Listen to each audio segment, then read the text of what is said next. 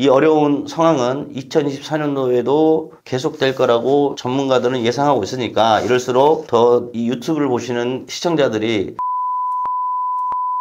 다시 한번 잘 살피시고 채무가 많아지지 않도록 2024년도가 됐으면 좋겠습니다.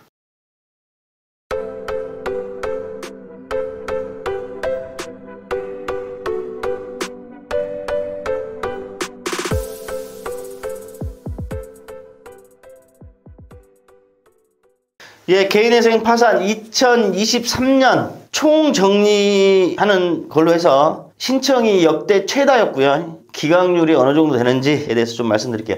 2023년도에 여러분들 우리가 생각해보지 못하는 아주 심각한 경기 침체였죠. 제가 요새 경기 안 좋다 진짜 안 좋았죠. 2023년도에는 너무 안 좋았어요. 너무 굉장히 안 좋았습니다. 자살도 많이 하시고 채무 때문에 정부에서 경제정책 여부를 떠나서 전 세계적으로 금리가 막 높아지고 이러는 과정에서 기업들도 부도나고 굉장히 안 좋았습니다. 그 다음에 젊은 층들 영끌해서 어떤 큰 사고들이 많았죠. 그 아파트 장만하는 젊은 친구들, 그 다음에 뭐 전세 사기 등등 굉장히 안 좋았습니다. 해서 2023년도에 전체적으로 회생 파산이 어떻게 움직였는지 한번 제가 말씀을 좀 드릴게요. 여러분들 개인 파산은 있잖아요. 2023년 12월 달에 서울 회생법원에 740건 접수됐고요. 수원 회생법원에 529건, 제가 있는 광주지방법원에 138건이 접수되었습니다. 그래서 총 3,498건이 12월 달에만 접수됐고요. 그래서 2023년도에는 41,239건이 접수가 됐습니다. 근데 2022년도에는 41,463건이에요. 거의 차이가 없죠. 개인 파산은 왜 그러냐면 여러분들 아무나 개인 파산을 안 받아주니까 개인 파산 요건자들이 있어요. 그러니까 여기는 수적 변동이 그렇게 일어날 수가 없습니다. 개인 회생은 다양한 계층에서 많이 받아주는 편이지만 개인 파산은 파산 요건이 있어요.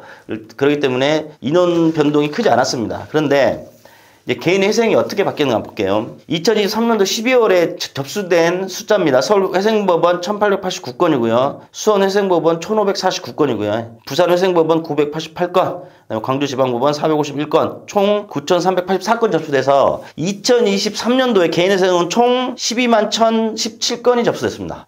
2023년도에는 89,966건이 신청됐어요. 그러니까 3만 건 이상이 증가됐고 2023년도에는 매달 10,000건 이상이 개인회생 접수가 된 거예요. 그러니까 엄청나게 경기가 안 좋았죠. 2022년도에도 신청 건수 2배였거든요. 2023년도보다 훨씬 또 증가됐어요. 전국적으로 게시, 인용률이 얼마나 됐냐면 2023년도에 12만 1,017건이 접수돼가지고 9만 1,308건이 게시 결정 인용을 받아줬어요. 그러면 약 70%가 게시를 받았거든요. 그런데 약 30%는 여러 가지 이유로 기각을 당하거나 각하를 당하거나 여러 가지 이유로 중간에 신청 취하를 하던가 30%는 게시 결정을 받지 못했습니다.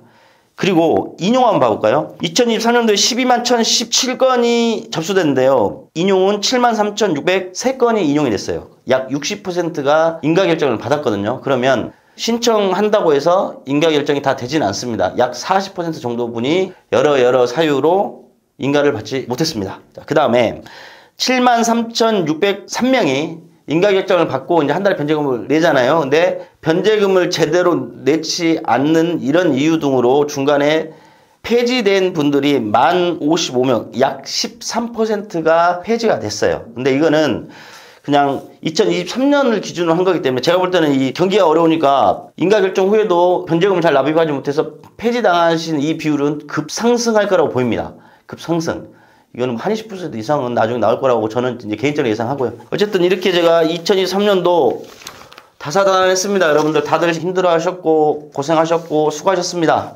근데 우리나라 경기는 제가 방금 말씀드리는 이 수치처럼 어마어마하게 힘들었고 이 어려운 상황은 2024년도에도 계속될 거라고 전문가들은 예상하고 있으니까 이럴수록 더 이 유튜브를 보시는 시청자들이 내 경제적인 지금 관점을 다시 한번 잘 살피시고 채무가 많아지지 않도록 더욱 조심하는 2024년도가 됐으면 좋겠습니다.